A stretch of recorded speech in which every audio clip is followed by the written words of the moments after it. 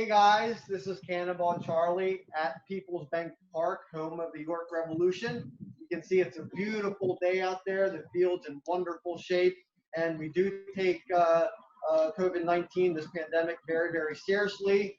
And I know we're all wearing masks and protecting our family and our friends.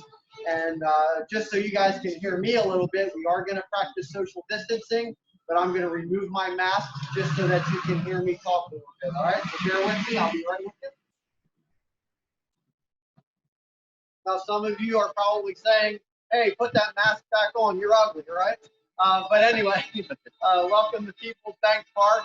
I am Cannonball Charlie. We have a train that's moving. In case you hear the train going, the stadium is actually surrounded on both sides by railroad tracks. So every so often we do get trains that go by during games, and adds a little bit of an excitement to the ballpark as well. So, like I said, my name is Cannonball Charlie. I am a small part of the York Revolution. However, I get to make the most noise. And as you see behind us, we have a cannon, and that is the home run cannon. After a player hits a home run, we discharge the cannon. Also, we have an introduction shot at the beginning, middle of the first inning. They introduce Downtown, who's our other mascot, and then they introduce Cannonball Charlie, and they say, Cannonball Charlie, you may fire when ready. And that gets all the fans hyped up, ready to get the game rolling, so to speak. So besides home runs, we have the introduction shot, and then we also have, if the York Revolution win a game, or should I say when the Revs win a game, at the end, we shoot the cannon off to cap off a wonderful evening had by everyone. So, a little bit of a background of York and also the Revolutionary War. We do have some ties, and I wrote a couple of notes down, so please bear with me as I read some of these to you. But York hosted the Second Continental Congress for 9 months during the winter from 1777 to the early parts of 1778. They drafted and adopted the Articles of Confederation here in York, Pennsylvania. There was also a treaty that was signed with France that occurred right here in York. And it was the temporary capital for a short period of time during the Revolutionary War, 1775 to 1783 as well. So there was a lot of ties with the York Revolution, the era of history. And when the team was so fortunate to come to York, we decided the first several years to tie in the American Revolution theme with the York Revolution as well. So a lot of red, white, and blue. There was an eagle here on opening day as well. So there's a very good tie between York, Pennsylvania, and the York Revolution baseball team in that era as well. And I know you guys can have questions through this virtual program that we're doing today. Anytime that you guys have questions, I'll just stop where I am and answer the question. If I don't know the answer, then I will do some research and make sure that all of your questions have been answered as well. So as we go through here and talk a little bit about the York Revolution, a little bit about the cannon as well. Also, we will go for the attire that I'm wearing as well. And normally during a game, as I mentioned, the cannon would be shot off. Unfortunately, at this time, we're unable to do that. No baseball this season, but stay tuned. I might have a surprise for you at the end of this video session. All right. So once again, welcome to People's Bank Park. If you do have any questions, please let me know as we move through this program as well. Okay. Do we have any questions thus far? None at the moment. Okay. Very good. Then I either am doing a good job or I'm putting everybody to sleep. one of the two there. But the first game, June 15th, 2007, seems like it was yesterday. A lot of great memories. You get to meet a lot of different persons here. People that come here, fans of the York Revolution, I see them as my summertime family. I miss them tremendously this season. I know next season I'll come back, and it'll be kind of weird not seeing some of them for a year or more. But they're very important to me, as you are. You're going to be spending just a few moments with me, but just thank you very much for being a part of my life during this presentation. And hopefully we will cross paths sometime. I know we have a viewer from Texas, so one of the teams in the Atlantic League is Sugarland. So we have a nice rivalry between Sugarland and Revolution as well. All right. So what am I wearing? Okay. This is what a common Revolutionary War soldier would wear. I'm not a colonel. I'm not a general. I'm just a common folk. Okay. That got enlisted into the Revolution Army. And you can see that there is a lot of attire here. And during the summertime, those guys would sweat tremendously, as I'm doing a little bit now with the humidity that we are experiencing in Pennsylvania. Now, Question. quick question from Jaden, because if you were in the Revolutionary War and you were responsible for the cannon, you'd probably be responsible for transporting it, moving it around. How much does the cannon weigh? That's a very good question. I've not put it on a scale, but if I would have to guess, probably 200 pounds. Wow. And in the war, not only you would have almost like an artillery, where you would have somebody that would load the cannon, you would have the firing squad, so to speak, the one guys that would pull the lanyard. You would have several persons here that would help transport the cannon, even horses. They would tie up the cannon with to the back of like a stagecoach and sort of pull that along that way. So I'm doing the job of about 3 or 4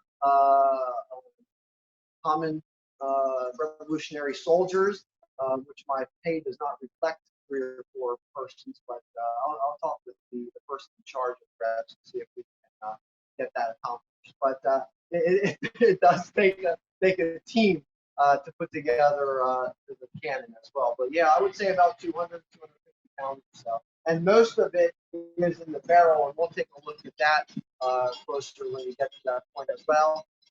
And we're being visited by another train. I think we should keep track of how many times the train comes by, and whoever gets the number of times correct gets a prize. But I apologize for that, but hence the environment that we are in. But good question. That was from Jaden, right? Yes. Yeah, good question, Jaden. Appreciate that. And I get a workout because there is a table that I lift the cannon up during the game. So usually 2-3 times a game, I'll pick it up, put it on the table, and that's my gym visit for the day. Get my biceps and my triceps working, right? Now, soldiers, like if they were doing something during the summertime, would they be wearing the same type of attire that you're wearing, such as with the coat and everything as well? Yes. Yep. They would be wearing the same type of attire. Now, if they would be doing some additional work, the jackets may be taken off. And I'll show you, there's about 4 different layers I have on. So as they are working out in the field doing whatever they need to, they may take the jacket off, they may take the waistcoat off as well. So go for all of that as well. But this would be what a typical revolutionary soldier would wear during that. And Anna wanted to know, how far can a cannonball go if you shoot it out of the cannon? That's a very good question. Now, during the game, we have not shot a cannonball out, but one thing the York Revolution has done for many years is put on an annual golf tournament. And several years ago, I was approached by one of the front office members of the York Revolution about incorporating the cannon into the golf tournament. And I thought, okay, I'm just going to go there and shoot the cannon and get everybody started, kind of like a shotgun start.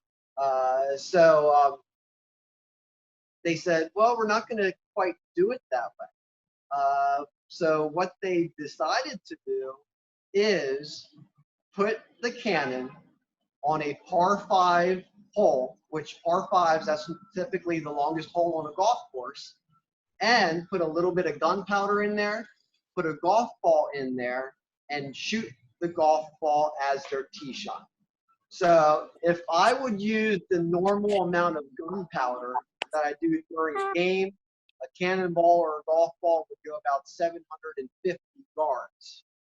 Now, putting a golf ball in there, golf ball is not as large as a cannonball, and you don't need a lot of that force trajectory that's coming out. So I had to really tone down the amount of gunpowder that I use to, number one, keep the ball in the fairway.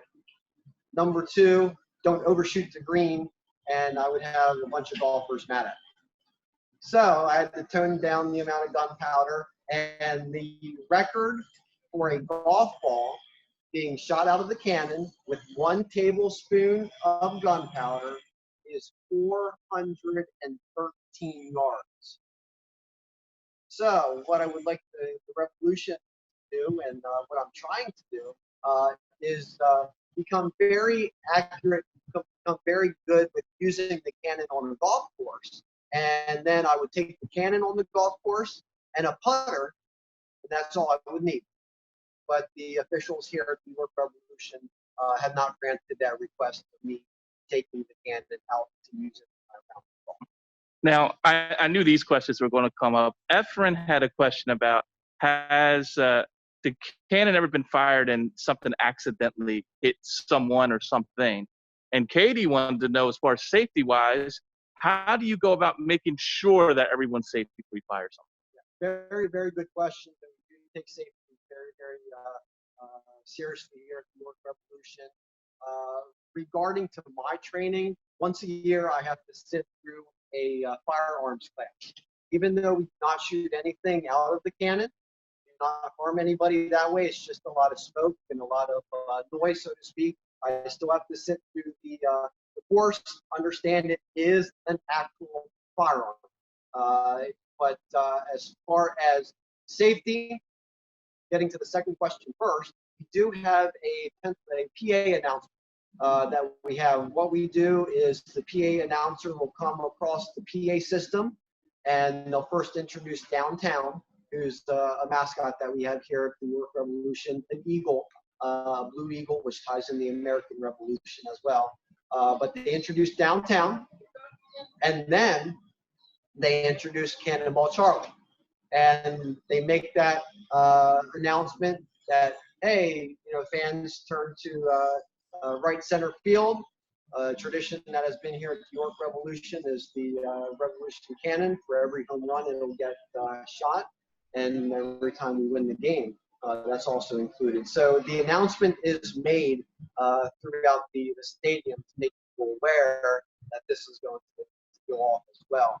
And if you're here at a Revolution game, and a little secret I like to tell everybody is you're going to see the smoke first before you hear the noise, especially if you're sitting with the seating bowl.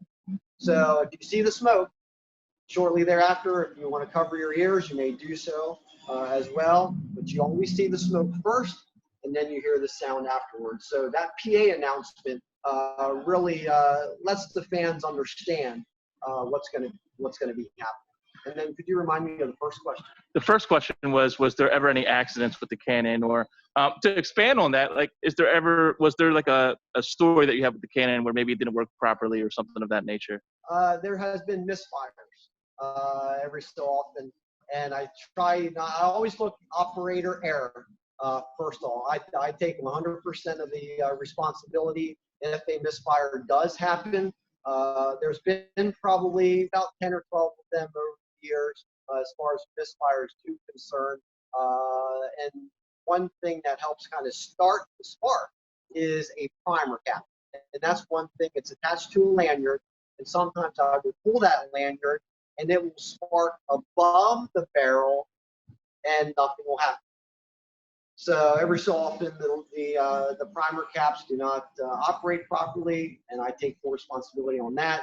And luckily the lanyard has 2 hooks on both ends. So I have 2 primer caps or starting caps as soon as I get ready to shoot the cannon, that if the one doesn't work, even though it seems like an eternity, you're only talking a couple seconds until I split or switch and get the new the primer cap up there. But Yeah, there has been no emergencies. That way, no real negative aspects when it comes from a misfire.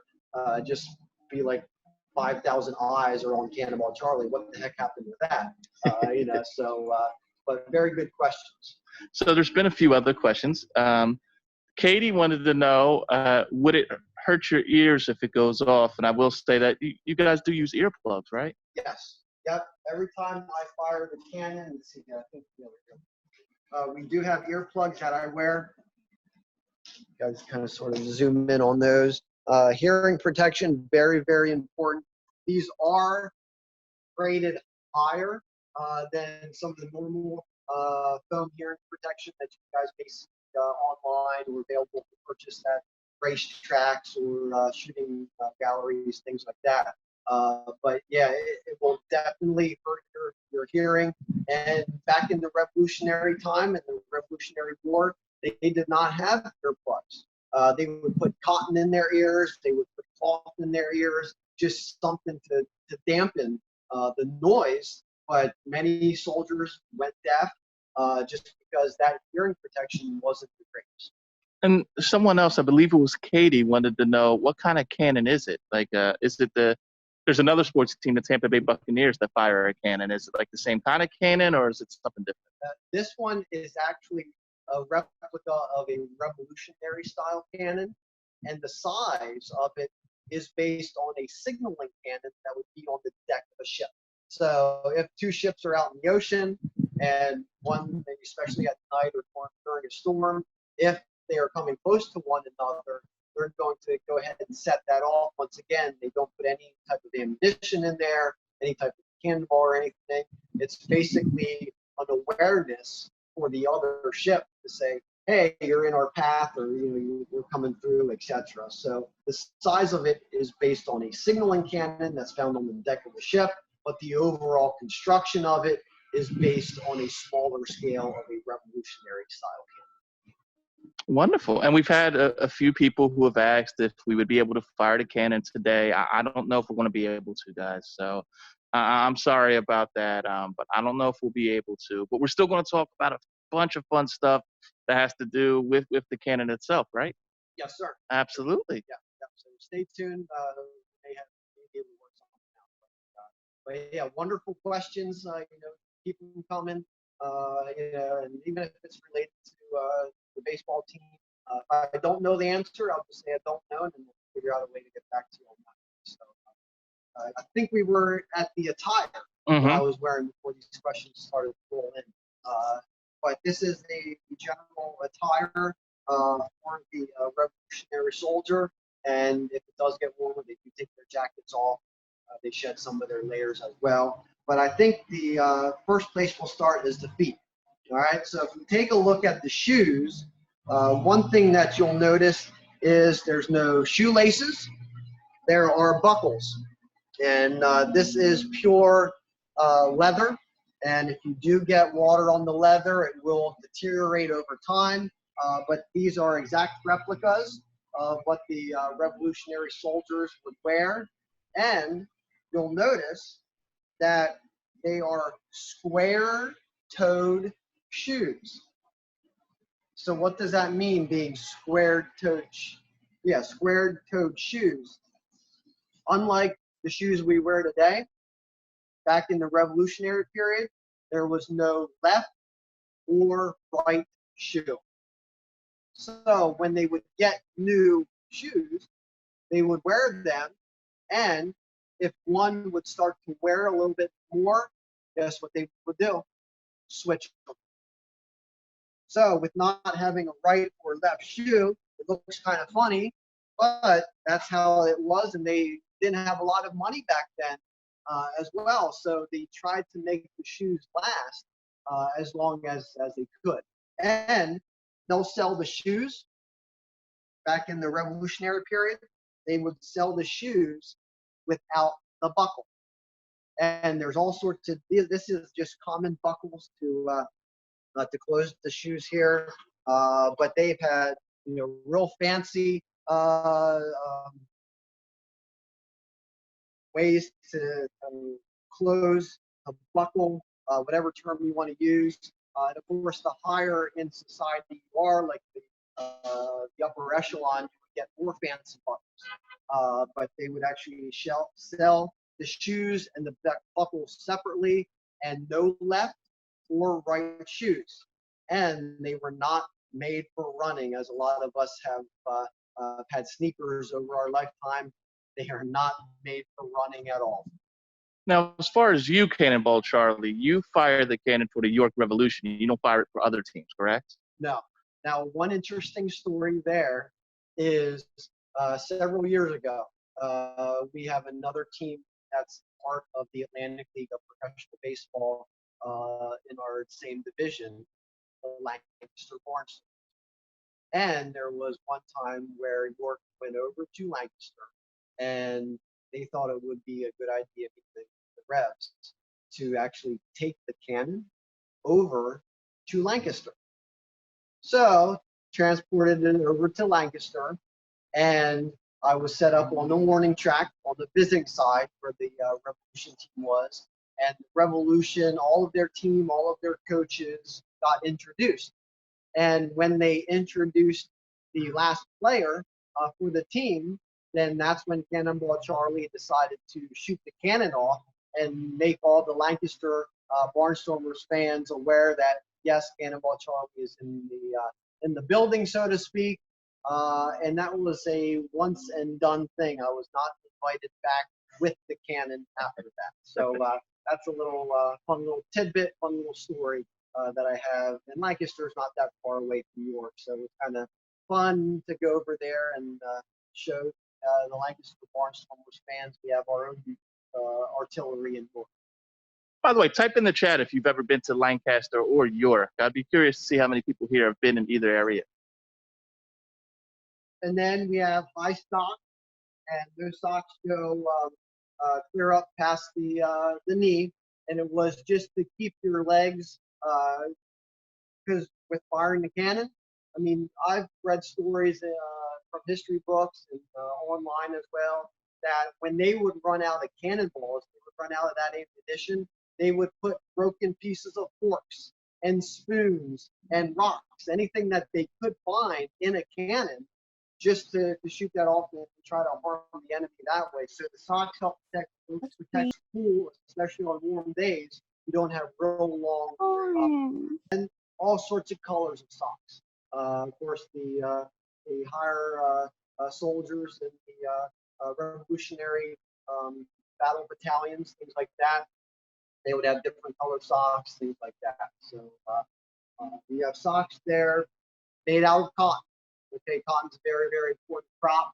It was very plentiful back in that period of time as well. So, and they tried, some of the soldiers, they were given one pair of socks, and that was it. You know, so I read stories where soldiers were walking around with shoes with no socks. They would get blisters, infections, things like that. So socks, they tried to keep them as clean and as dry as possible. And we've had quite a few people that said they have been through Lancaster or York. So thank you, Bailey, Katie, Jaden, Gianna, all of you for mentioning that you have been. Jaden also mentioned it makes sense because he heard that in the Wild West, sometimes if someone ran out of ammunition, they would use pebbles in their revolver. So doing the same thing for a cannon makes sense. Yeah. Yep. So, yeah, I've heard, like I said, forks, spoons, all sorts of things. Even broken cannonballs they would put in there as sort of their last resort to try to at least harm the enemy. Let's see, there's a couple other points. Now these shorts, well, they're pants. Okay, they're called breeches, or let's get correct. Yeah, short pants, breeches is the term that they used back in the Revolutionary time. They're short like shorts, but once again, they try to not heat up the legs because you're moving all the time. You're pushing the cannon, you're moving artillery, things like that. So you have short pants, breeches, or what they are called. And you can see that they do not have zippers. So they have buttons. Buttons were very, very popular to hold things together that way. Some were very, very expensive. And they would have insignias on them as well. But once again, Cannonball Charlie is just a common Revolutionary War soldier, and they just go with simple buttons. That the jacket. Jacket is very, very, very warm. Okay, it's a wool jacket. Okay, there's pockets. Once again, there's buttons to keep it closed that way. But they would carry all sorts of things in their pockets that they would need to as they travel throughout the countryside when they're going to their next destination, start up another battle per se. But blue coats were very, very popular for the Revolutionary time period. But they do have red. They have all sorts of other colors as well. And you can hop on your favorite search engine, search the Revolutionary War, and you'll see that there is all sorts of color combinations that you have as well. So I'm going to take the jacket off because it's getting a little bit warm here. And then underneath the jacket, there is a waistcoat. Okay, and a waistcoat, I know it doesn't look like a coat, but it's almost like a vest. The reason it's called a waistcoat is it goes right to your waist. And there's pockets that are in here, once again, to keep ammunition, keep different things that way in there. Buttons to help hold things together that way. But this is called a waistcoat. Then you have a work shirt. Okay, it has a little bit of a ruffled aspect to it, ruffles down here, ruffles up here at the collar as well. That's to sort of keep you cool. Okay, you can there's buttons here. You can unbutton it. You can roll it up, and this is what a lot of the soldiers would do. If it does get warm, they'll just roll this up. A lot of times during games, if it's a warm day, I will keep the jacket on as long as I can. And then throughout the game, I'll sort of roll up the sleeves. And if anybody says anything, fans will come out and say, "Hey, Cannonball Charlie, you're out of attire." Just tell them that's my summertime outfit, and that I'll put kind of cool things down a little bit that way. So Revolutionary soldiers would do the same thing as well. So, now, what kind of supplies would a typical soldier have if they were out in the field? okay, typical supplies: food, water, and anything that they would need for the cannon, gunpowder, the cannonballs. If they are lucky enough to have an extra spare set of clothing or shoes, things like that. Pretty much the essentials. Okay, nothing exorbitant, nothing like iPads. Okay, nothing of that nature back then, but just the main essential parts. And there were some soldiers that they would travel with what they had. They wouldn't have any like a bag with anything, and they would just pick up belongings along the way, or they would even I've read historically where soldiers would sell their buttons off of their jacket, off of their waistcoat, etc., just to get food, get ammunition, things like that. So some of them just what they had on their back, that's what they had. Wonderful. Hey, we got a train. I think that's number 3. Number 4. Anybody keeping track? Hey, Messi.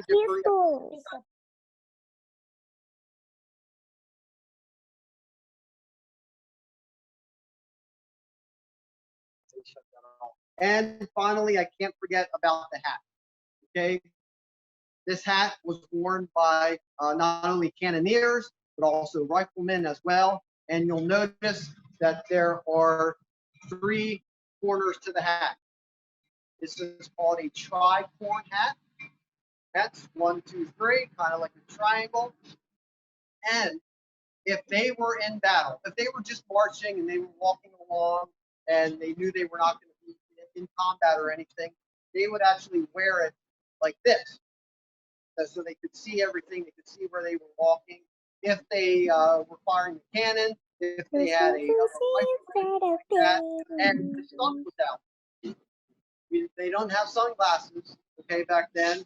So if they were fighting or if they were shooting a rifle or a long rifle or cannon and the sun was out, they would actually flip it around so that the point would be right here, and then it would block some of the sun. Maybe they would put it off to the side a little bit, but this front point would act as a shading device for them, so that they could see where their target is, so that the sun would get in their eyes after. So kind of reversible, if you will, but it's kind of and these come in all sorts of different styles as well. Feathers. There's also been some that have pins that get attached this way. But once again, if you go online, search for different revolutionary hats, you will see that there are all sorts of different ones, but this is in relationship to cannoneers and revolutionary soldiers. I'm going to get a drink of water here, and then we're going to talk about, how did the cannon get here? And talk about, we can make cannon packets, we'll show the gunpowder. I will walk you through the entire process of how to get the cannon ready and show you what all goes in that as well. Did we have any questions before we continue with about the cannon?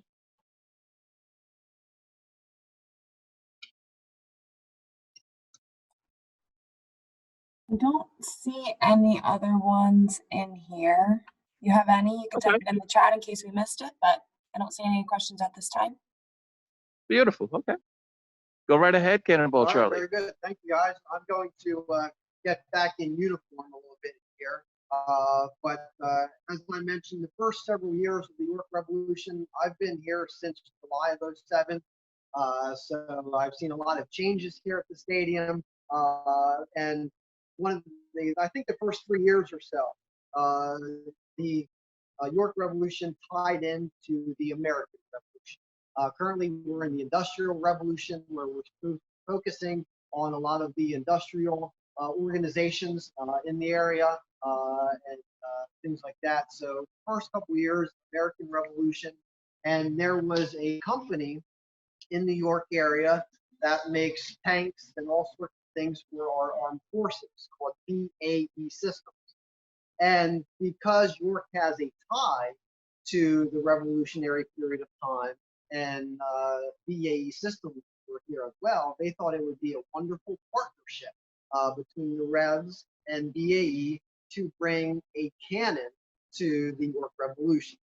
So, very much thankful for BAE, thankful for the York Revolution as well, for coming together, making that relationship very important. And those two were the main driving forces to have the cannon here to this day. So before we get to the cannon, let's go over what really is involved with the process. The easy part is setting the cannon off and discharging it and making those who are not aware of the PA announcement, making them aware that, hey, there is a cannon in the house, okay?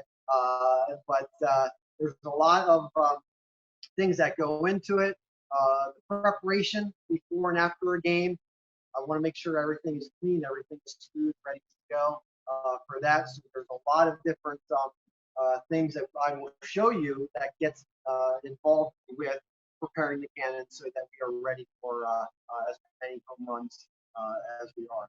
And some of you may be asking, well, okay, we know that you do an introduction shot in the middle of the first inning for home runs and for when the Revolution win a game. Many Revs fans have come out and say, what has been the record, the number of times the cannon has shot off for one game? And the record is 9 times in one game. So that was several years ago. I think it was 2009 or 2010.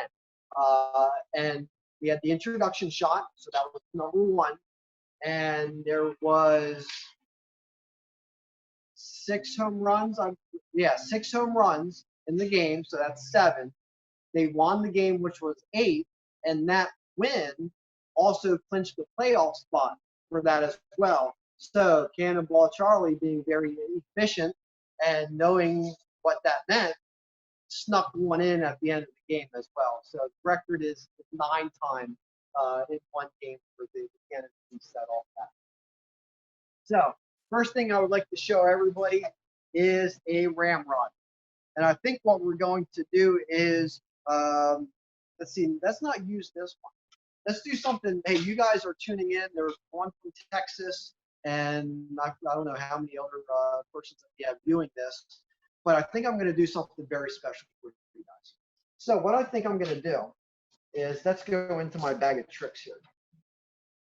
And no, Revolutionary soldiers did not have a suitcase back then to carry their things, but I use it because it's easier that way. So what I'm going to do is I'm going to use this ramrod, okay? And this ramrod is going to help to put the gunpowder down into the barrel of the cannon and get that all set. But this ramrod has never been used. So what we're going to do today, I will use it one time. I'm going to autograph it, and then one of the lucky viewers today is going to actually win this ramrod, okay? And I have an idea, too, of how we'll decide who the winner is. So we'll discuss that at the end of the presentation, too. Cool. Keep them thinking what's going to happen. How are they going to win this? So, hi, how's it going? They must know Cannonball Charlie. But anyway.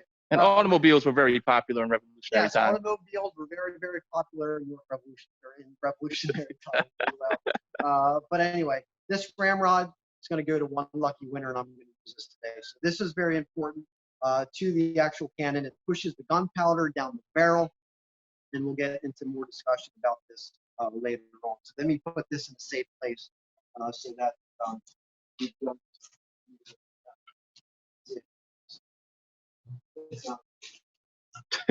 Okay. So let me go ahead and move this out of the way. And we did have a question. You mentioned that certain, Revolutionary soldiers such as Cannonball Charlie would be responsible for the cannon. Did they carry anything else on them to protect themselves, such as like swords or anything like that, or a pistol? Yep, both of them. Yeah, both of them. They would have swords. They would have pistols as well. Just something to, even if they would have a long rifle, which had a bayonet at the end of that. Sometimes if they wouldn't have time to get that bayonet up there, they would have it with them, and then they could use that when their enemy got very close together. And a bayonet's like a pointy sword. Yes, sir. Yep. Bayonet's like, it's very short, almost, I would say, probably maybe as long as this or a little bit shorter. This is not a bayonet, okay? But this is actually, after the cannon gets fired, it has to be cleaned out, okay? Especially a day like today, when a cannon does get fired off, you get moisture that gets built up, and when that gunpowder burns, it smells pretty bad, okay? But then this is just a towel to go in there, clean the barrel to make sure that it's ready for action. So, but yeah, pistols, bayonets, even handguns, as well. So they would be armed with all that. So heading over here to my suitcase of supplies and everything that we need. First of all, we need gunpowder, okay? If we don't have gunpowder, nothing's gonna happen, okay? And there are different grades of gunpowder. We use 3F grade gunpowder. And what gunpowder looks like is, anybody a fan of pepper? They like to put pepper on different food, or salt and pepper, things like that. But it looks like pepper. And let me go ahead and just pour a little bit of this into my hand there. But that is what gunpowder looks like. Okay, same stuff that's found in bullets, cannonballs. Sometimes, because they got creative in some parts of the Revolutionary War, where they would actually drill into a cannonball and put extra gunpowder in there, and it would actually then explode as it's traveling through the air, and would kind of be like shrapnel. any way to sort of harm the enemy that way. So that's what gunpowder looks like. The lower the grade, the larger the flakes that are going to be there as well. But that's very, very important. And I will even take you through how I make a packet as well and sort of do that. So gunpowder, very, very important. And then we have blasting caps. Okay, I would like to think I'm somewhat important for the operation of the cannon, but this blasting cap or primer cap, very, very, very important. And this starts the actual the spark, and then the actual firing of the cannon as well. It looks like a bread twist tie at a nail. Like, yes, sir. Yeah. Yep. And what happens? There's a little bit of gunpowder that is in here, but you can see at the bottom of this that's glue. Okay. There's a little bit of gunpowder they dump in there. They put the glue in there, and then this is actually attached to what is called a lanyard. And there is a touch hole that's in the back of the cannon. So you put this primer cap in the back of the cannon, and you pull this string straight down, this lanyard straight down. And the twisty tie, which looks like a bread twisty tie, actually gets pulled down, and it gets peeled like a banana. Anybody like bananas out there? Bananas are good. You get potassium from there. But I think the best type of banana is when there's ice cream with it, right? The banana split. But anyway, so what this does is it gets pulled down, it creates a spark, and that spark then goes down the touch hole and shoots off the cannon. We'll take a closer look at the cannon as well, but this is the most important part of the entire cannon as well. Now, back in the Revolutionary period, did they have primer caps? Yes, but they also used fuse wire as well. Now, with the primer caps, you would have, and the Revolutionary soldiers would have a longer lanyard than this. I've seen some that were probably 4 or 5 yards long, but it would almost be like attached to a rope for that sake. But we're just using a short one here today, and you would get varying lengths because guess what? Sometimes the Revolutionary soldiers would pull the lanyard and it would break. And then they would have to tie it together or even just use the short one to do it that way. But this is very, very important for the firing of the cannon as well. Now, to make the cannon packets, they use cloth. As I said, some of them even drilled into cannonballs, put some gunpowder in there as well. They pretty much used whatever they had to make the cannon packets. Okay, and they used a lot more than what I'm going to use during the games as well. But instead of using a cloth, what I'm going to do is just use tissues. And these tissues do not have lotion on them. They do not have aloe on them. They don't have anything because the lotion and the aloe and all of that would kind of clog up and kind of gum up the barrel of the cannon and make it, if it's not clean, make it harder and harder for that cannon to fire as we go throughout the game as well. So tissues, and these are 2-ply tissues. And one of my secrets is to make the burning of the gunpowder quicker is I pull apart the tissue. So instead of 2-ply, now you're dealing with 1-ply. And I normally put 2 of these in per cannon shot. The thinner the paper, the quicker it will burn, the quicker it will get to the gunpowder that will then set it off that way. So I pull the tissue apart and I lay it on a flat surface and I'll get the gunpowder. And the first several years, I guess it was the first maybe year and a half I worked here, I actually would measure it. But now I'm to the point where you can sort of, just like when you guys, do anything that you like to do, any type of sports, if you any subjects in school, when you do something repetition. Okay, when you do it often enough, you kind of get the idea of what needs to be done that way. So I don't measure it anymore, and that is why when you come out to the Revs games next time, some of the cannon shots during the game are a little bit louder than others. That just means a little bit extra gunpowder came out that way. But just sort of eyeball, estimate how much gunpowder to use. And then what you'll do is, and this is very hard to do on a windy day. Luckily, it's not that windy today. What you will do is you will start to fold this tissue like this, and then kind of flatten it out that way. And then on the other side, you will roll it that way as well.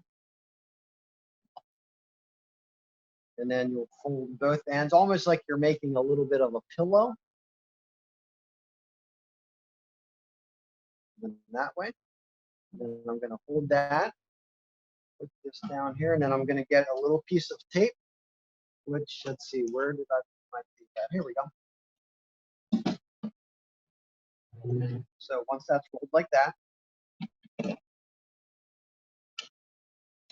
then we'll take some tape, and we'll tape that together like that.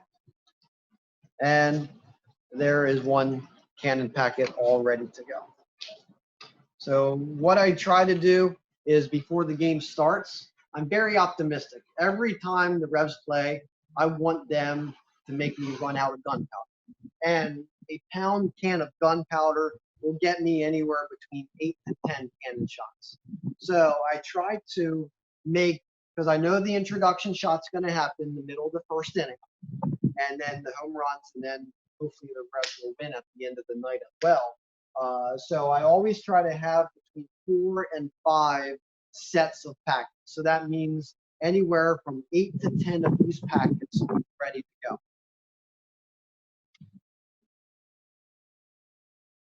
So we'll put this in here. And just because they are very, here's a couple that I have ready that was left over from last season. And just because it is a one-ply tissue, it's very, very fragile, I put it in a plastic container here just to make sure everything stays where it's supposed to with that. Now the newspaper. Why is there a newspaper in? Well, first of all, sometimes the games aren't very entertaining. So I get the newspaper out and I start reading it. No. Every time you're here at People's Bank Park, it's entertaining. We have all sorts of entertainment that comes in. It's just, if you haven't been here before, please, come on out next season. We would love to have you. But we have all sorts of various entertainment that comes in. Crowd loves. But what this newspaper is for is it acts as a stop. Plus, it adds a little bit more smoke. So if I would not have this, and if I would have just have 2 of these packets in the barrel, it would still create smoke, but not as much. But once again, getting back to the safety aspect, if this newspaper would not be put in as a stopper, then we would have probably a pretty good sized flame that comes out the end of the can. And we don't want that to happen. So this kind of helps extinguish the flame a little bit. Plus, it adds a little bit more gunpowder, a little bit more smoke to the atmosphere as well. So this gets put in last. I get 2 gunpowder packets and the newspaper. Once again, use the ramrod to put them down. And another reason why I tape the bottom. First of all, because the tissue is very, very fragile, but the tape makes it go down. It's a smooth bore can. Okay. Some of the handguns and the rifles and some of the guns that we have today are called rifled. And what that means is when you shoot it, it spins the bullet as it comes out. With this cannon, it's a smooth bore, so it doesn't have any rifling. It doesn't have any of those to help spin the object because we're not really shooting anything out of it that way. But that tape makes it a nice smooth surface for you to put this in the cannon, very gently push it back the barrel, and it does not hurt the integrity or break open the gunpowder pad. So that's another reason why.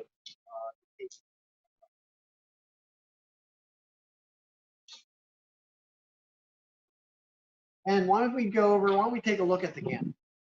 We talked about some of the things that are involved with setting it up, and let's go ahead and take a look at the cannon as well. Step one over this side. So once again, this is the size that you would find on the deck of a ship as they signal. The barrel is brass. Now it has zinc inlay. What does zinc inlay mean? The interior of the barrel, and we'll take a closer look when we go around, and it's not loaded, okay? We never leave anybody stand in front of this when it's loaded, and we take safety very, very seriously there. But when we walk around to the front of the cannon, once again, it's not loaded. You can see there's a little kind of silver metal, and that's zinc. And the reason that zinc is inside the brass is so it wouldn't rust and corrode as much as it is there. It's just a real little piece of metal, and that goes the whole way back into the cannon as well. But it is movable. It does wheel, okay? So the wheels do work. And this rope, and one of the questions earlier was, how do we move these things around? Besides horses and soldiers would actually move these things around as well. The rope is here for you to drag it up a hill, pull it down wherever you're going that way, down the road, etc. So all of these cannons would have rope, and of course the larger cannons, the large rope have as well. So that's why that is here.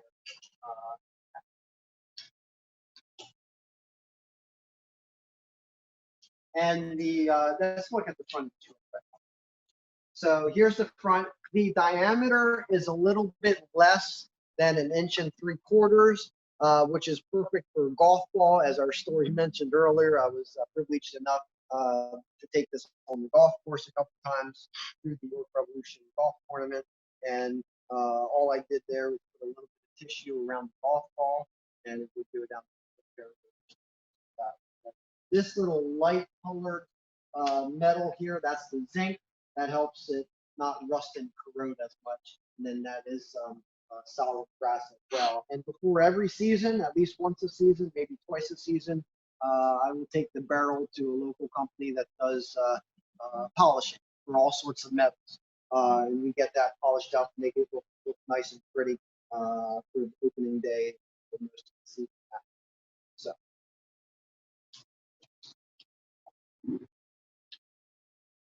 One tool I have that I didn't mention, and I didn't mention this on purpose because I need to be by the cannon to explain what this is a copper metal brush. And back here in the back of the cannon is the touch hole, which I mentioned earlier. That's where that primer cap goes, and you load that primer cap, and then you pull that lanyard straight down. Every so often you get some obstructions with that. So what this copper metal brush does is make sure that there's nothing caught in between the inside of the barrel and the top of the touch hole, anything like that. We do have some other tools that I use as well, because sometimes, and there was one question earlier about misfires and has anything ever happened that way. There has been times where the primer cap, I will pull it, the spark will happen above the barrel, but yet you're generating so much heat that the primer cap actually got attached to the inside of that touch hole. And that's when you need like a screwdriver or something to go down that way and to clear everything out. So this is another important aspect of the cannon, that you need that touch hole clean, clear, so that when you pull the lanyard and you pull the primer cap, it goes off and sets it all that. Okay. Now you guys have been a very good audience, and one of the questions was way back when, are we going to actually fire this? Who would like Cannonball Charlie to fire the cannon and wake up the neighborhood next to People's Bank Park. Respond if you would like me to shoot the cannonball. We're getting quite a few yeses in all caps. In all caps, quite a few yeses. Okay, you guys want Bailey says, "Wake everybody up." wake everybody up? Okay. So since you guys were such a wonderful audience, and once again, I want to thank you very much for being a part of my life. Though it's virtually, we've been together about 40 minutes or 50 minutes. Oh, it's almost lunchtime. I don't want to get into your lunch. What are you guys having for lunch? Let me know. Type that in. Let me know what you're having for lunch. But once again, just thank you very much, for being a part of my life. Hopefully, I'll see you guys at a York Revolution game soon. And because you were such a fantastic and wonderful audience, we're going to wheel this cannon out into the lawn area, and let's wake everybody up. Does that sound good? All right. A lot of interesting lunch options here too. Someone said they had a bagel. Someone said they had grilled cheese and a smoothie. Ooh, hey, send me that smoothie. What flavor smoothie? Let me know what flavor smoothie.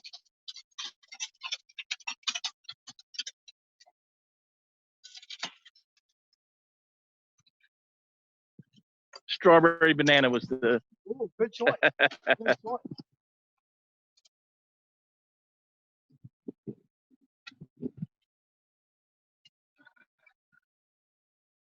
Right now, we're rolling by the back of the outfield, so I'm just going to pan over so everybody can see where we're at in the stadium.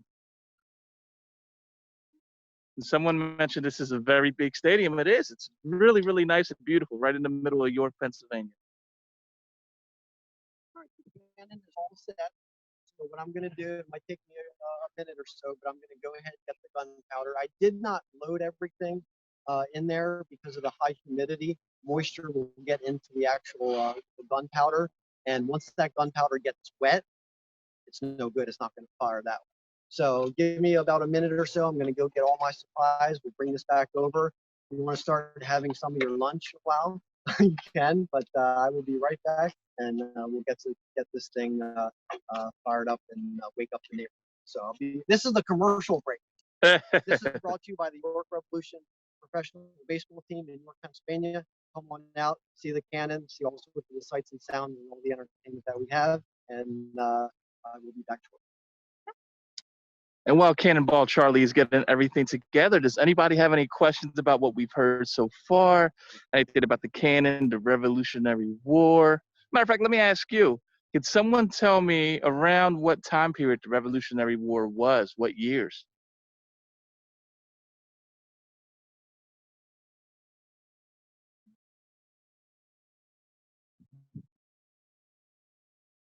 All right, JD, 1777, 1778.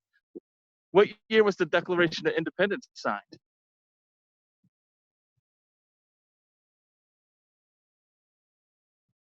In the year 11,776. That's not right. Actually, great answer, Sophia and Gianna. So we all know 1776 was when it was written, but it wasn't signed by everybody until 1783. That was one long meeting. Great job, everybody. And it's hard to believe that a cannon this small could have such a big impact. Up and Cannonball Charlie is back. I'm back. You guys miss me? They had to listen to me, so I'm sure they did.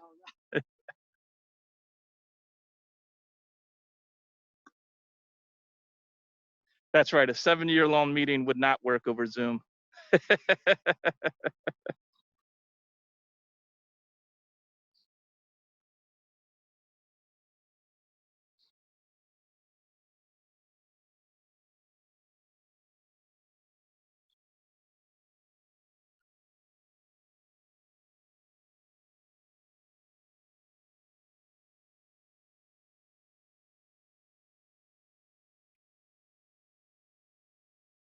Make sure if you have your volume up that you let everybody in the house know what's about to happen. Or not. Or not. Well, what I did there, I don't know if you guys can see, I put the 2 cannon packets in, and I put them in one at a time. And then I put the newspaper in once again to act as a stopper and to add a little bit more smoke to the cannon as well. And this, like I said, this was the only time this is going to be used. So we'll make sure to get this to a winner coming up here by the end of the summer. I would hope so. And also safety glasses. Okay, I'm going to wear, since it is a little bit sunny today, I'm going to put on my my safety glasses, and as I mentioned, and some of you brought up earlier, earplugs. Very, very important. And I can always use the excuse later in life that if somebody asks me to do something and I don't hear them, I can say, well, I shot the cannon for a long time. Is that a good idea, guys? You think that's a good idea? Don't try that with your parents later tonight. No, please don't. No. All right, gonna put the earplugs in. And then I'm gonna give a countdown. I'll go 3, 2, and 1. And I'll pull the lanyard and off it's gonna go. And now, Guys, ready? Is it okay if I stand on the side here? Where should I stand? Yeah, that would be perfect. Yep. Okay.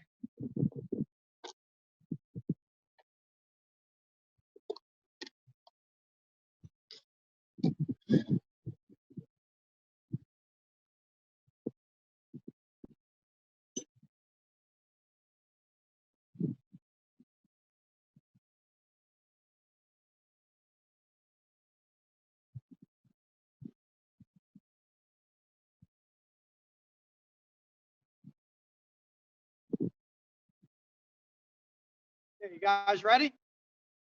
3, 2, 1.